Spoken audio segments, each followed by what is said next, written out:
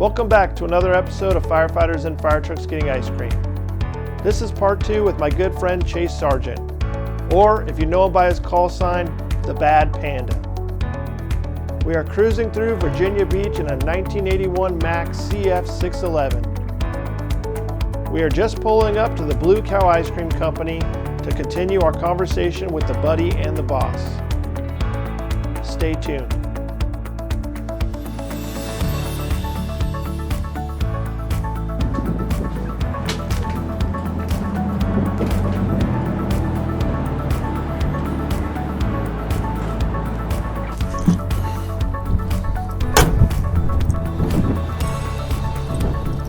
All right, my friend. Yeah. Nothing like ice cream when it's freezing. Yeah. I've had a couple of episodes like that. It's raining, it's cold, or... There's always room for ice cream. There is. All right, sir. Let me get this for you. Thank you, brother. Yeah, of course. Hey, how you doing? Hi, how are you? Good. Woo! Good day for ice cream. Look, it's always a good idea. It always is a good idea. You guys like to try? I'm going to get a chocolate shake today. Chocolate shake? Yeah. And it's 3 scoops. Did you want all 3 scoops chocolate? Probably. Of course he does. What are you going to have, my friend? Look at all these. I'm going to have sea salt brickle. Ooh. And then did you want that a single, mini, or a double? A double in a waffle cone. Very nice.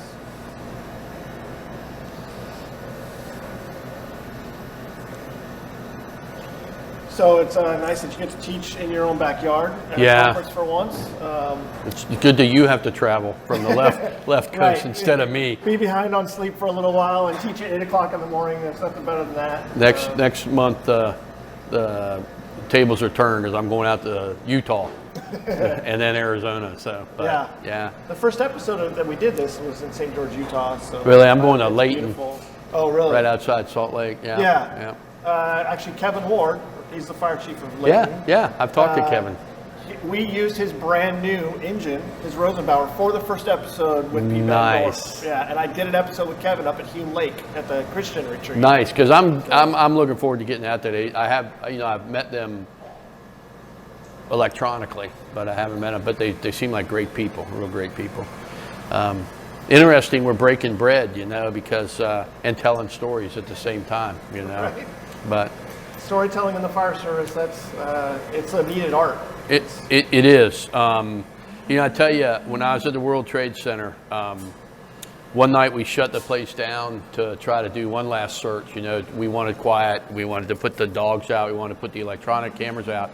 And the 1010 fire station that sat right there, classic fire station, red, House, yeah. And they had set up a little command post in it. So while we were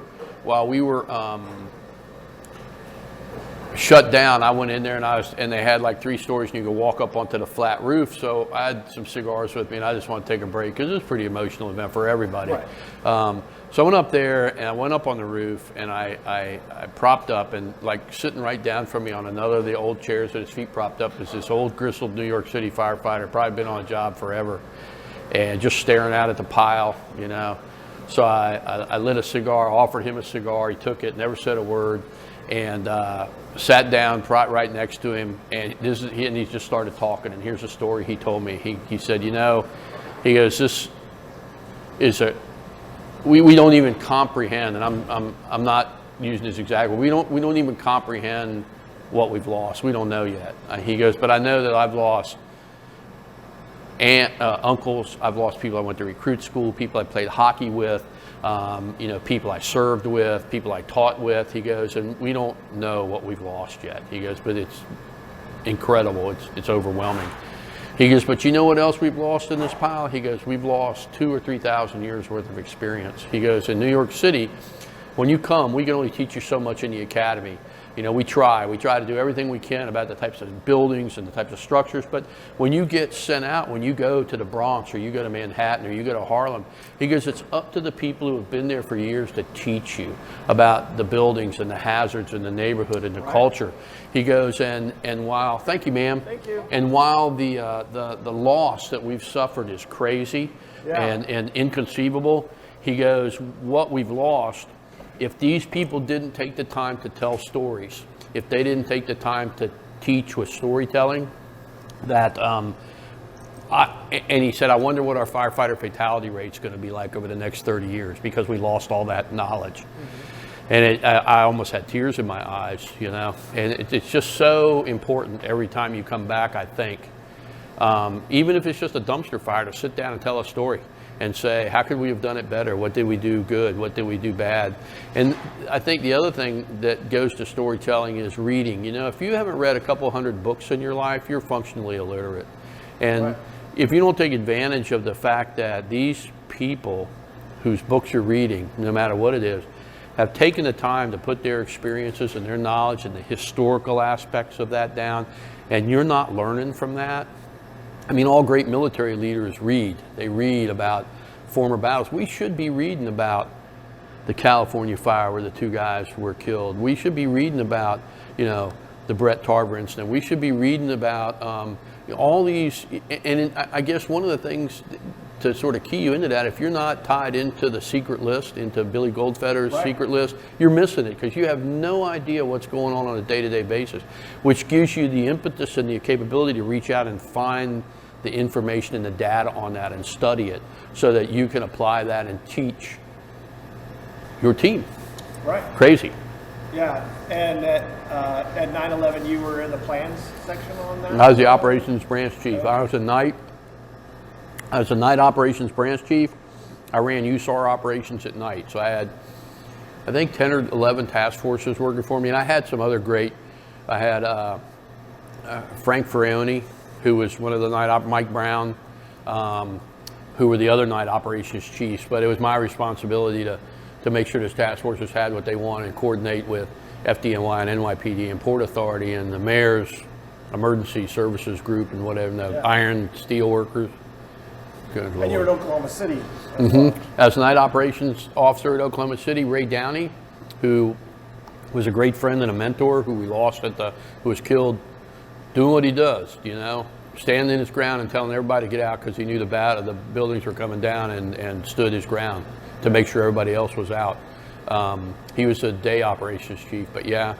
And then, so, you know, in ancient days, we would sit around great fires or huge hearths in a castle, and we would tell stories, and that's how heroes were made. It's how battles were relived. It's how legends were built. It's how lies were turned into the truth.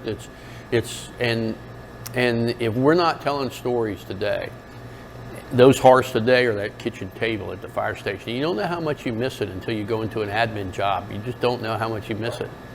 So I think the art and science of storytelling, we can't lose that. We can't lose our tradition and our storytelling. In a lot of places we don't honor our tradition. We don't honor the people who came before us with storytelling and legends, and you know, because eventually we're gone, and you know, there's no statue in the town square to us, you know. And I've looked all over the city. This is where I came from, and I can't find a statue to me, and I'm shocked. No, it's the one down there by the beach, the Neptune statue. Isn't that you? I could have sworn that was I mean, you. I've looked everywhere. There's no statue with a Viking helmet on going. You know.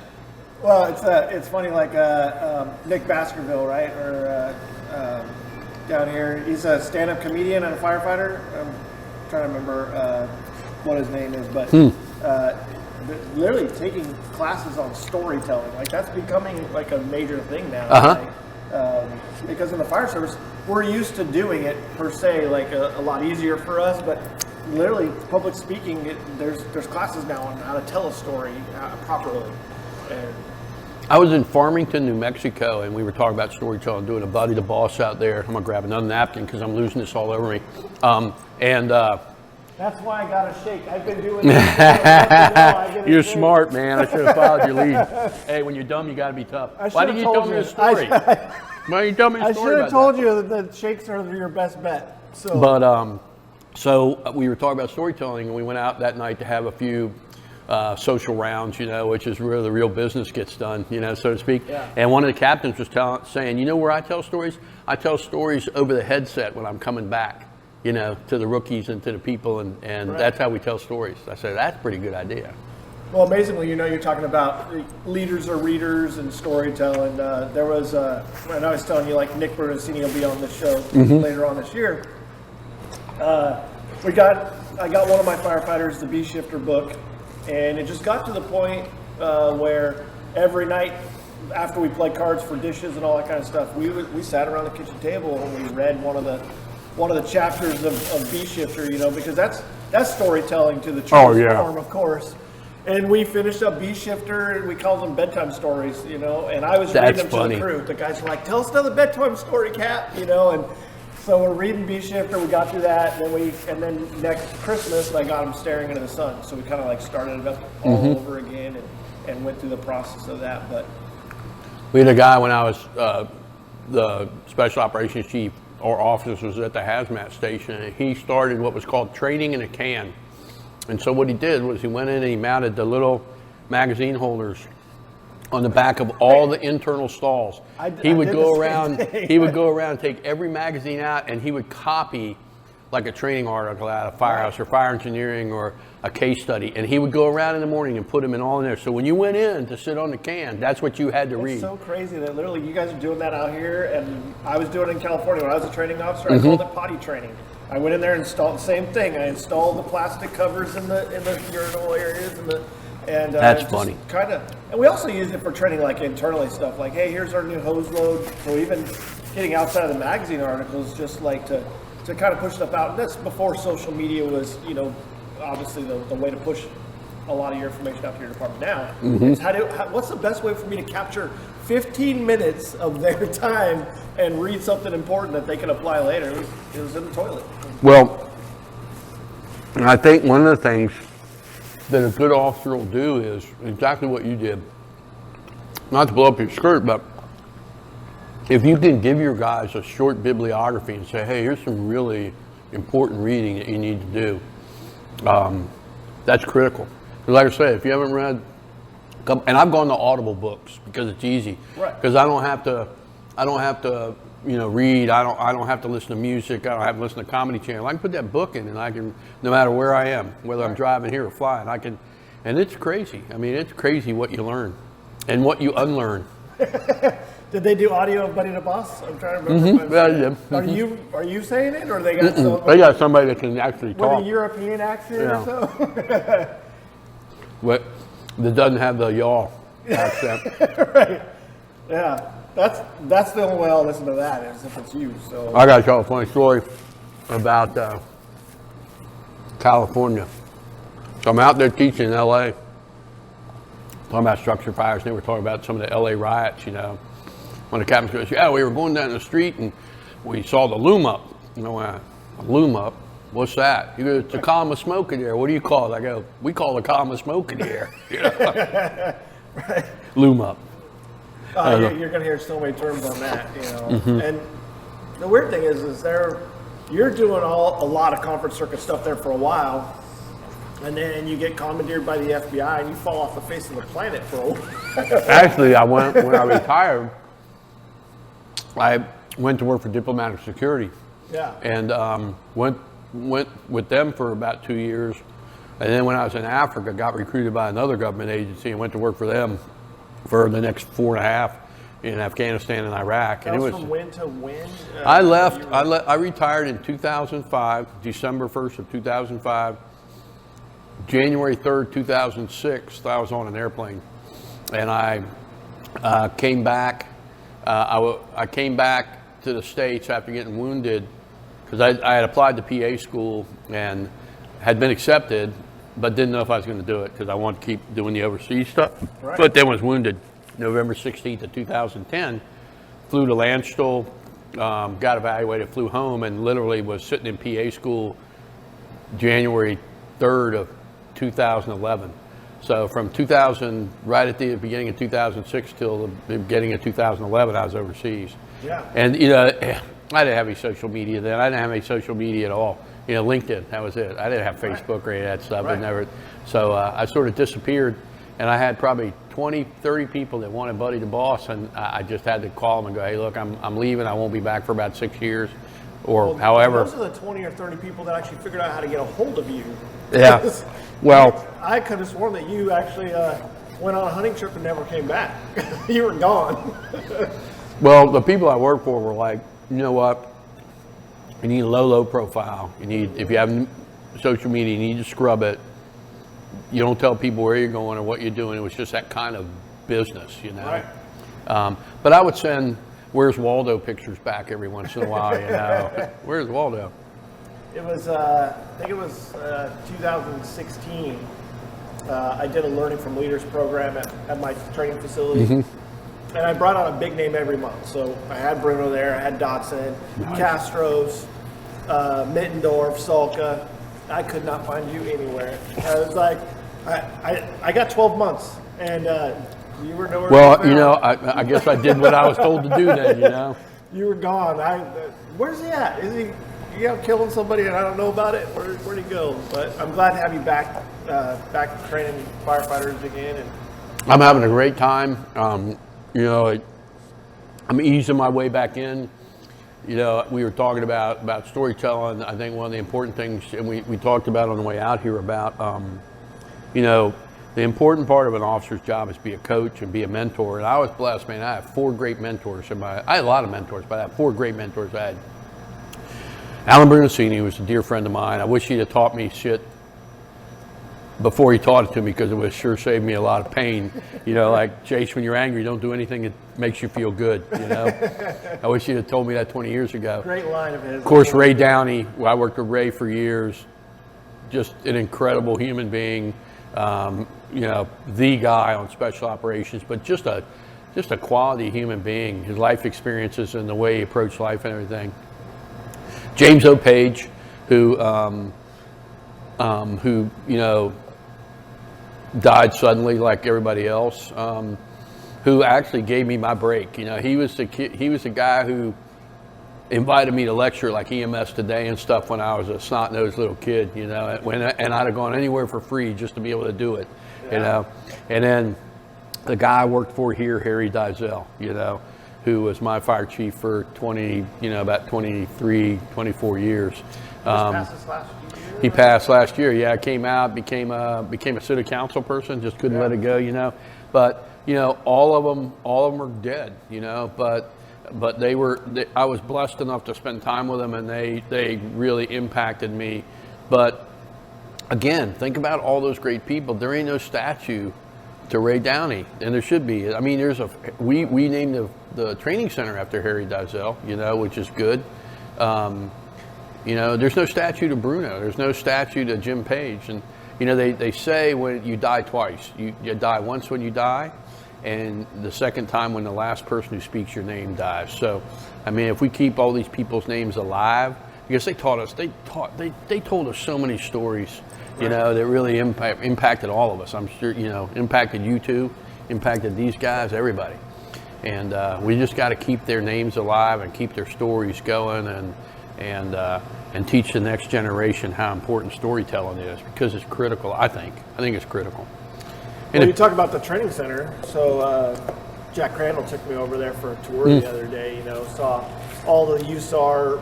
I mean, and we were talking about like the firefighter injuries earlier on the way here, and now you guys have literally a personal fitness coach in there. There's a complete CrossFit gym, talking about training, getting the firefighters back in shape to come back to the job, you know, for sprains and strains. And, you know, the culture of, you know, oh, he's on workers' comp, and we call him once or twice while he's gone, and we fight him every step of the way to come back to the job. And now it's a complete just change of the way that we're going. And you guys are at the forefront, going over there to see the training center and just to remodel the video production setup. Oh, yeah.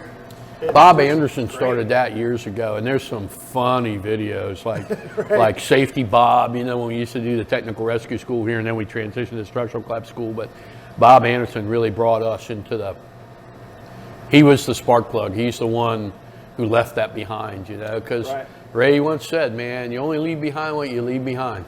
And so be a mentor, be a coach, leave behind something good, because in the end, you know, it comes quicker than you think.